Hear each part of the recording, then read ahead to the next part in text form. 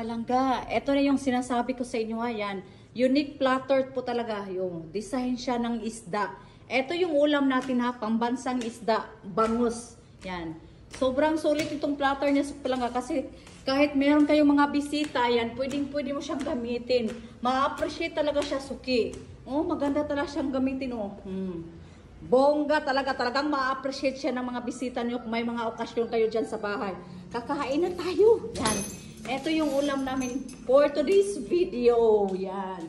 Unique pa talagang plate namin. Ay, Palangga, hindi talaga pwedeng mawawala ang partner ng ating pambansang isda, ang mangga at bago. Oh, napakasarap nito. Maglalaway ka talaga. At may kimchi pang sa kasama, ang favorite natin, suki.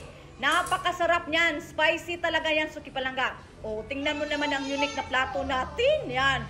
Bonggang-bongga sa mga bisita. Dahil naglalaway talagang mangga dayas. And ang sarap-sarap din ng kimchi natin, suki Palangga. Ang link nito ilalagay ko na lang sa